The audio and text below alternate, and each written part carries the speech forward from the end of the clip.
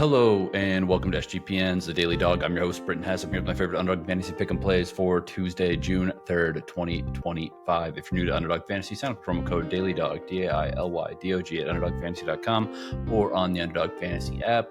Again, if you are new to Underdog Fantasy, sign up for promo code DailyDog, DAILYDOG at UnderdogFantasy.com or on the Underdog Fantasy app. All right, this is day 2 of getting back to the new old schedule, old new schedule, whatever you want to say, the overnight schedule. Putting these things out early so you have more time to get the entries in. Hopefully you were able to tail yesterday. We got 2 MLB entries home yesterday, a 3X and a 3.4X. Byron Buxton, total bases, no problem. Kerry Carpenter, no total bases. Not a problem at all. He hit 3 home runs. So, he covered 1.5 total bases pretty easily.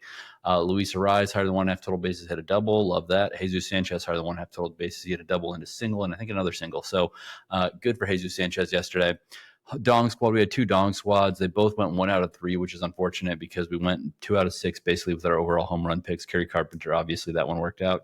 And Lawrence Butler, that one worked out. So, that was nice, but I wish I would have taken a little bit more of a, I wish those guys would have been on the same entry, I should say there. By the way, we're going to get in on the extender later this week. That's a promo running on Underdog. You get a bonus that increases day by day once you enter it. So you would use a 40% boost on game 1, and if you use $5 or more in that NBA entry, you get a 50% boost, and it goes like 60, 70, 80% boost. I think it actually ends with 100% boost. I forget exactly right now how deep it goes. Maybe it's not 100%. I don't exactly.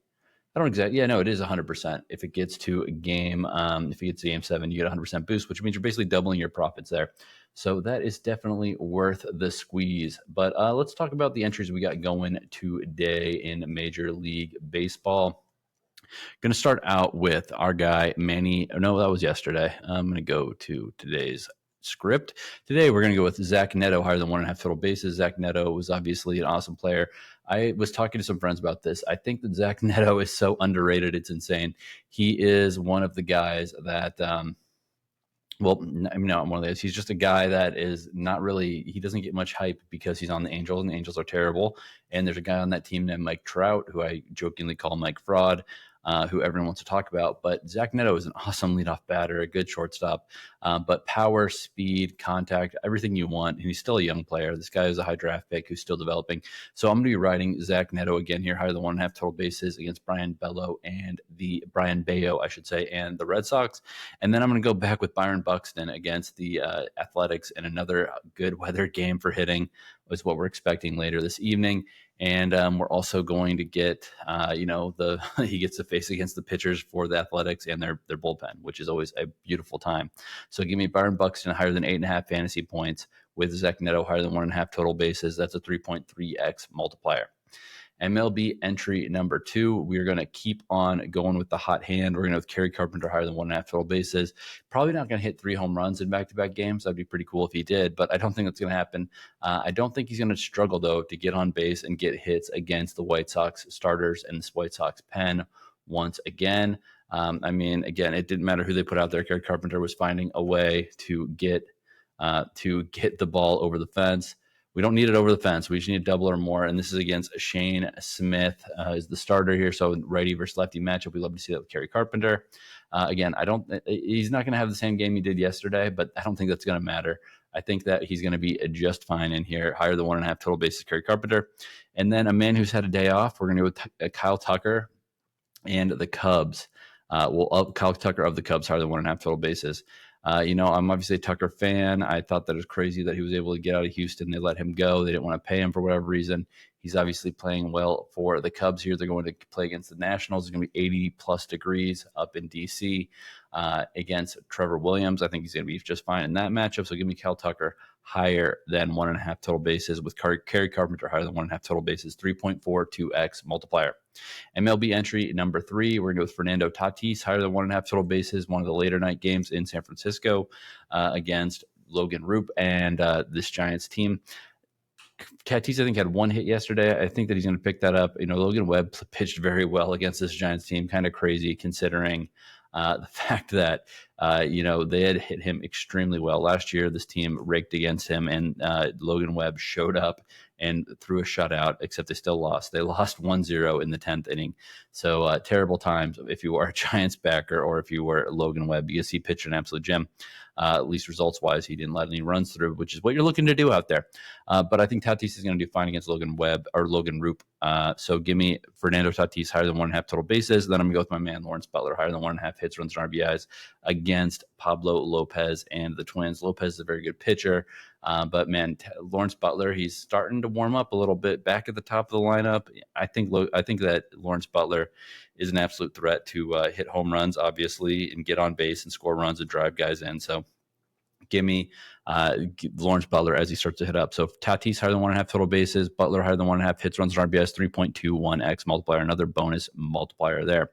MLB entry number 4, we're going with Aaron Judge higher than 1.5 total bases. He's had a day off. They just had that series against LA. Now they're back home against the Guardians and Tanner Bybee. I don't think Tanner Bybee is a scary pitcher at all. I think that our guy Judge is going to do just fine. Higher than 1.5 total bases. As we know, he's a contact hitter now. He also has the power. So we have lots of ways of getting this thing over 1.5 total bases. And then I'm going to go with Bobby Witt Jr. higher than 1.5 total bases against Andre Palante and the St. Louis Cardinals. Witt is obviously one of the best hitters in the league for contact, and also it's going to be a very nice weather game for the ball to sail, so he could get a home run in this game for sure, but long doubles, and obviously he's got the speed. He turns other guys' singles into doubles, so it's always nice to have one total bases, especially when you're in a flat multiplier with Bobby Witt. Aaron Judge higher than 1.5 total bases, Bobby Witt higher than 1.5 total bases, 3x multiplier. All right, let's get into some of these pitcher matchups.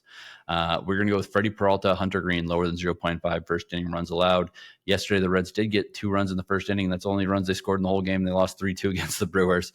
I don't think they're going to score on Freddy Peralta, though. Freddy, obviously, very, very good pitcher. Hunter Greene, a young star in this league, potentially for pitching. If he can stay healthy and if he can get 5+ innings a start, which has been a little bit of a struggle lately. But we don't need 5 innings. We need 1 inning. So Freddy Peralta, Hunter Greene, lower than 0.5 first inning runs allowed. Then I'm going to go with Tomoyuki, Sugano, and George Kirby, lower than 0.5 first inning runs allowed. This has much more to do with the offenses than the pitchers. Obviously, there's power in both these lineups, but again, they have just been so inconsistent. A lot of strikeouts. We just need 6 outs here.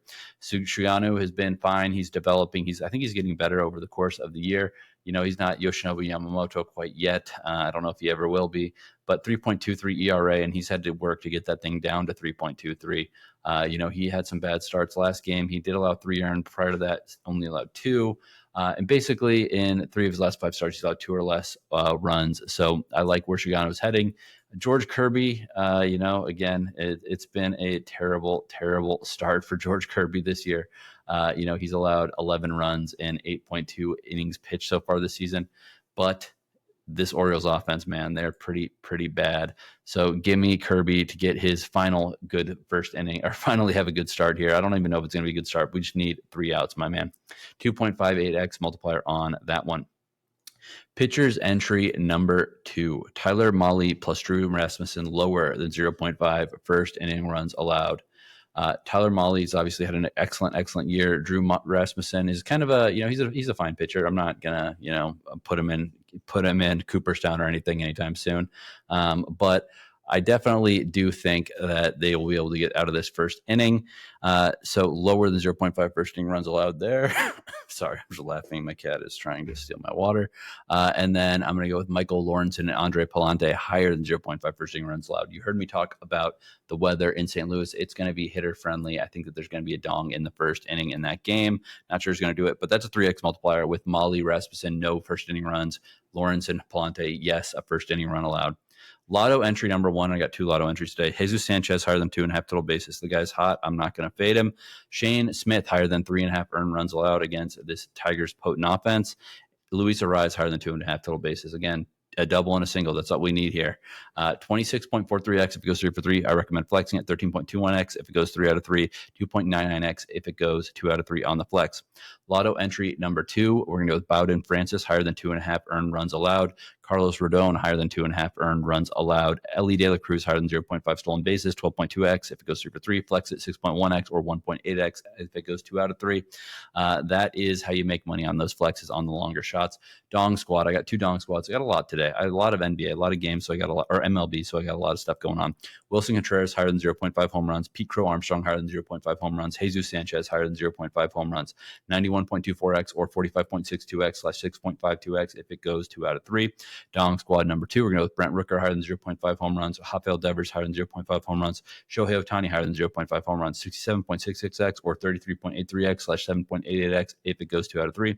NHL entry number 1, we're going to pull one in early for this Wednesday game. Leon Draisaitl, higher than 0.5 goals. Sam Reinhart, higher than 0.5 shots, or higher than 2.5 shots on goal, 3.33x. NBA series, I put it in yesterday. Pascal Siakam, higher than 19.5 points per game. Shai Gilgeous-Alexander, lower than 33.5 points per game. All right, that's all I got for you today. Thank you for listening. Good luck on your bets, and let's make some money.